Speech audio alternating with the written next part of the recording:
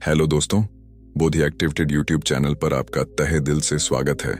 तो दोस्तों, आज का वीडियो बहुत ही महत्वपूर्ण होने वाला है। तो चलिए वीडियो को शुरू करते हैं। बहुत पुराने समय की बात है। एक समुद्र के किनारे एक गुरु अपना आश्रम बनाकर रहा करते थे। हजारों हजारों शिष्य उनसे ध्यान ग्रहण करने के लिए बहुत दूर दूर से उनके पास आकर रहते थे।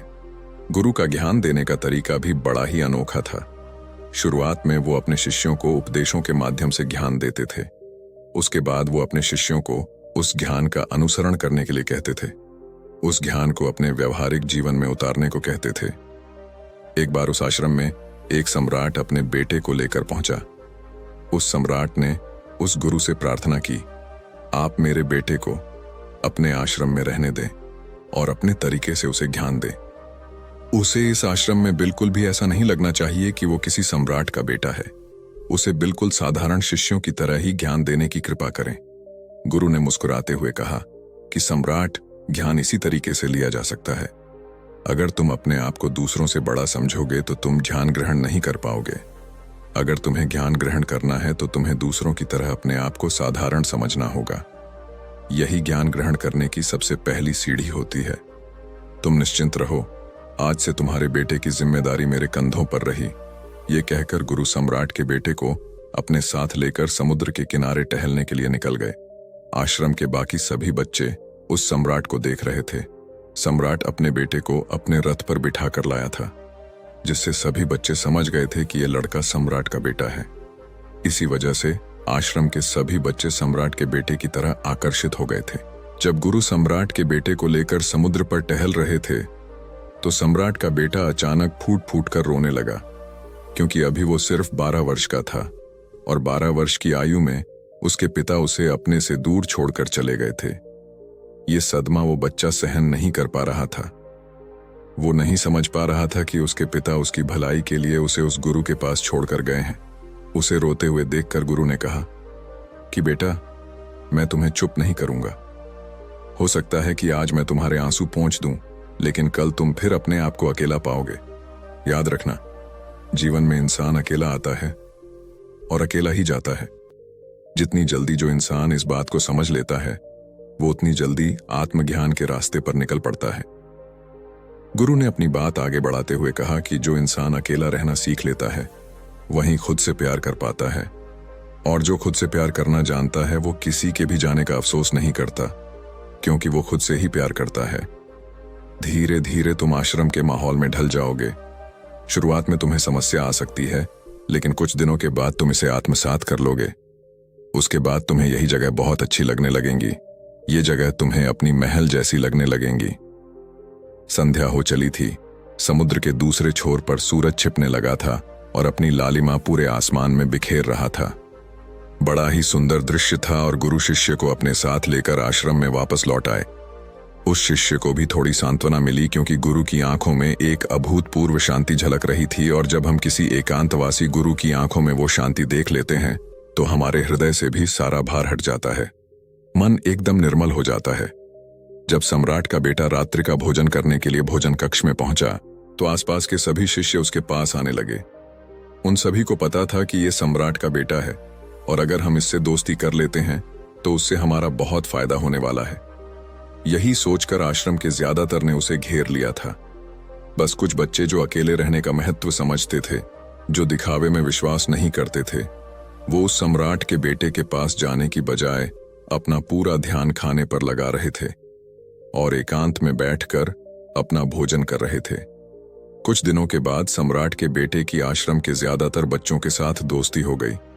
अब वो आश्रम में उन बच्चों के साथ घूमता, उन्हीं के साथ अपना ज्यादातर समय बिताता। आखिरकार सम्राट का बेटा था, सुख सुविधाओं में पला बड़ा था। आसपास बहुत से दास और दासियां होते थे। आसपास अपने मित्रों से घिरे होना, वही दिनचर्या उसने इस आश्रम में भी अपना ली थी। ऐसा नहीं था कि गुरु को यह सब पता नहीं था, पर गुरु उसे अलग तरीके से ज्ञान देना चाहते थे। बच्चों को ज्ञान आप उपदेश देकर नहीं दे सकते, उन्हें साक्षात्कार कराना पड़ता है। उसके बाद उन्हें वो बात समझ आती है जो आप समझाना चाहते हैं। गुरु को ये बात पता थी कि अगर मैं इसे बोलकर बताऊंगा तो ये कभी समझ नहीं पाएगा।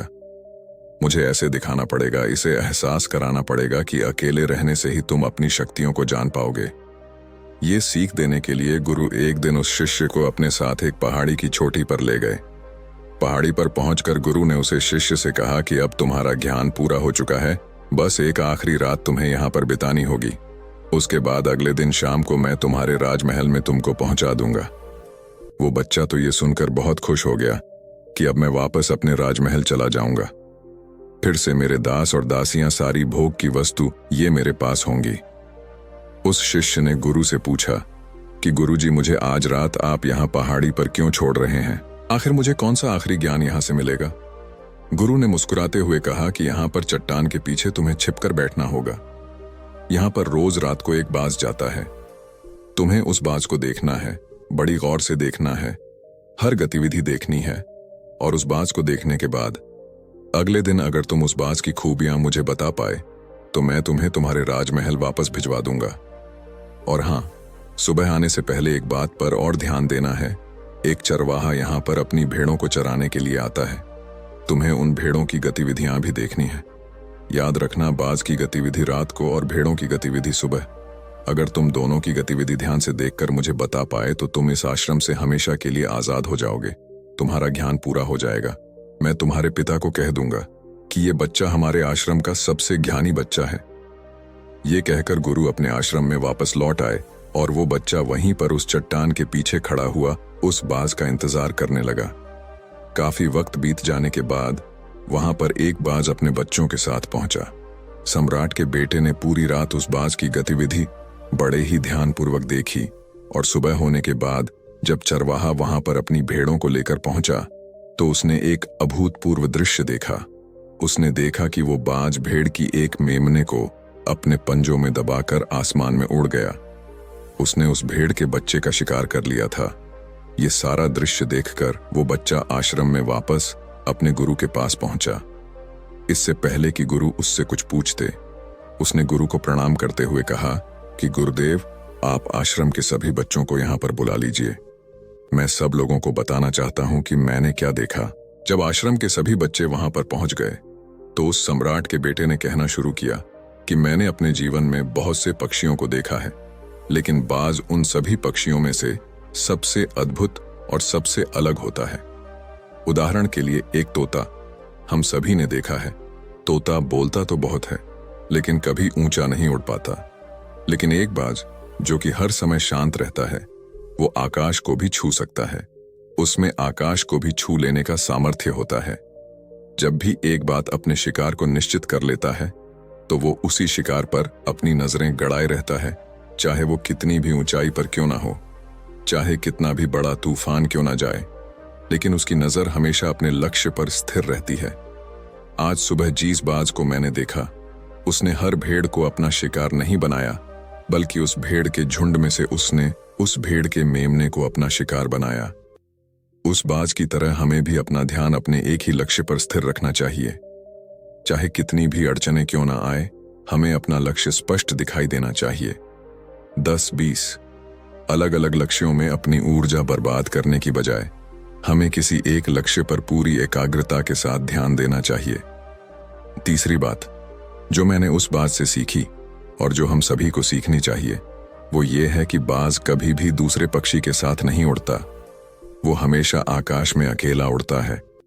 इससे हमें ये सीख लेनी चाहिए कि हमें कभी भी छोटी सोच वाले लोगों के साथ नहीं रहना चाहिए। आखिरकार हम भी वही बन जाते हैं जिनके साथ हम रहते हैं। इसीलिए या तो बड़ी सोच वालों के साथ रहो या फिर अकेले रहो, क्योंकि जब हम अकेले रहते हैं तभी हम खुद की ताकत और खुद की कमजोरियों को जान पाते हैं। कमजोरियों को जानकर उनको दूर कर सकते हैं और अपनी ताकत को जानकर उसका सही इस्तेमाल कर सकते हैं, लेकिन वो तभी संभव होगा जब हम अकेले रहना सीखेंगे।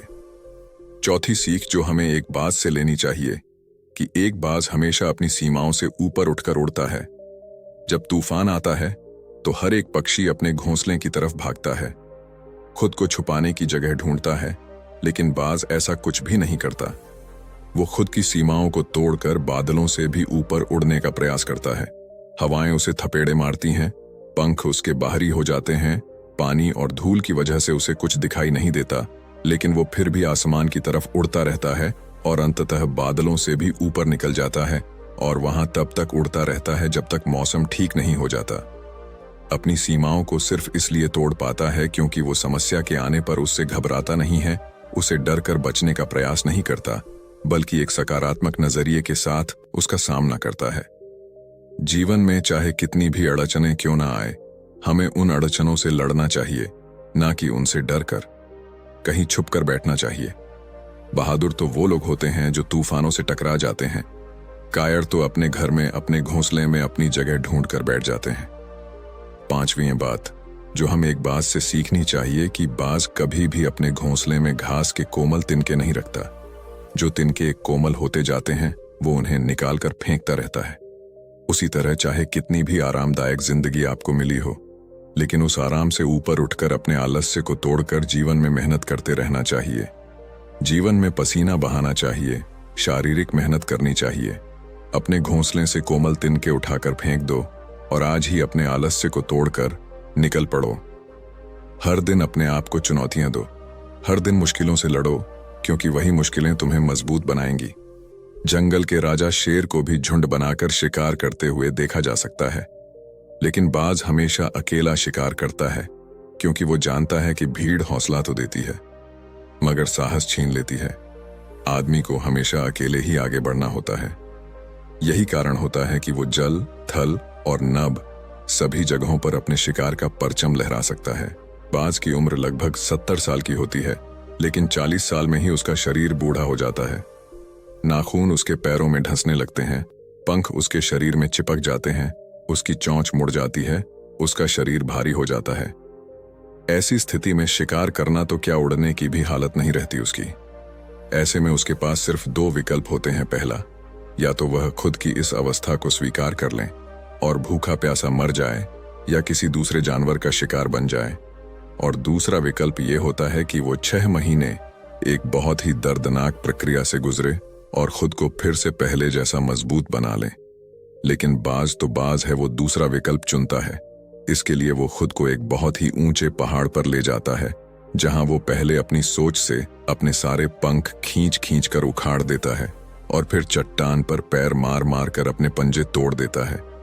उसके बाद उसी चट्टान पर अपनी चोंच को पटक पटक कर तोड़ देता है और इस लहूलुहान अवस्था में खुद को दूसरे जानवरों से छुपाता फिरता है।